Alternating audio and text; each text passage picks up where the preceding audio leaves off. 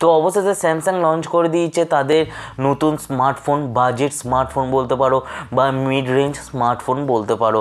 সেটার নাম হচ্ছে তোমার গ্যালাক্সি F62। F62 মানে ফুল অন স্পিড। তো আগের বছর তোমরা দেখেছিলে স্যামসাংয়ের এই এফ সিরিজের প্রথম ফোন, সেটা ছিল গ্যালাক্সি F41।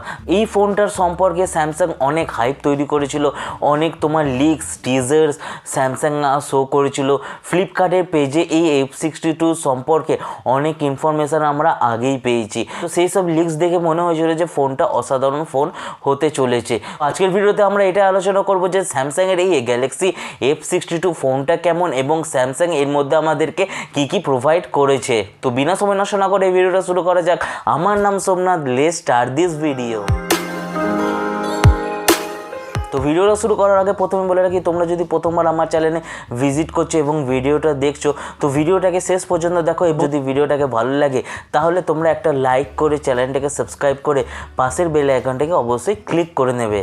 তো স্যামসাং গ্যালাক্সি F62 এই ফোনটা ছিল স্যামসাংয়ের তোমার আগের বছর যে F41 ফোনটা তার সাকসেসর একটা তোমরা বলতে পারো। তো ফোনটার যদি আমরা সামনে পেছনের কথা বলি তো সামনে আমরা পাচ্ছি তোমার 6.7 ইঞ্চ একটা super AMOLED plus full HD একটা ডিসপ্লে।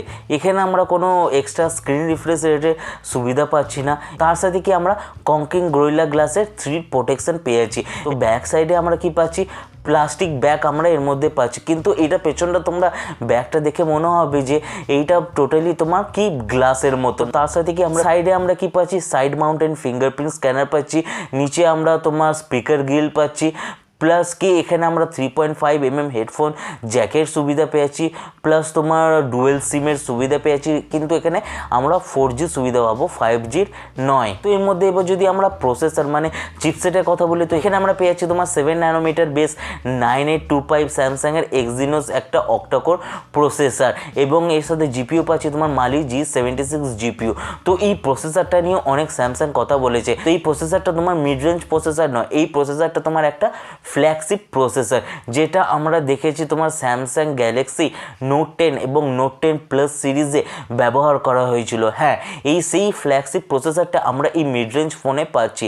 তার মানে কি এই ফোনটা দিয়ে তোমরা আরামসে ভালো ভালো এবং খুব বড় হেভি কাজগুলো করতে পারবে, যেমনি ওই যা গেমের পারফরমেন্স প্লাস হচ্ছে তোমার পিকচার কোয়ালিটি, মানে তোমার এখানে যখন তোমরা ছবি তুলবে তার কোয়ালিটি, এআই পারফরমেন্স, তোমার গ্রাফিক্সের পারফরমেন্স, এছাড়াও তোমার বিভিন্ন জিনিস আমরা যেগুলো ফ্ল্যাগশিপ লেভেলে পেতাম সেগুলো আমরা এখন মিড রেঞ্জ ফোনের মধ্যে পাবো। তো তার জন্য নাম দিয়েছে এটা কি ফুল অন স্পিড। এই ফোনটা তোমার আউট অফ দ্য বক্স আসছে তোমার অ্যান্ড্রয়েড 11 সাথে, প্লাস কি তোমার আমরা স্যামসাংয়ের নিজস্ব One UI 3.1 এর মধ্যে পেয়ে যাচ্ছি। তো এখানে আমরা যদি ইন্টারনালের কথা বলি তো এখানে আমরা 6GB র্যাম প্লাস 8GB র্যামের সুবিধা পেয়ে যাচ্ছি, এবং এখানে তোমার রোম হতে চলেছে 128GB, এবং এখানে তোমরা মেমোরি কার্ড লাগিয়ে নিজেদের এক্সট্রা ইন্টারনাল মেমোরিটাকেও বাড়াতে পারো। প্লাস এরপর যদি আমরা এক্সট্রা কিছু ফিচার্সের কথা বলি তো এখানে আমরা স্যামসাংয়ের নক সিকিউরিটির সুবিধা পেয়ে যাচ্ছি, স্যামসাং পের সুবিধা পেয়ে যাচ্ছি, ব্লুটুথ 5.0 পেয়ে যাচ্ছি।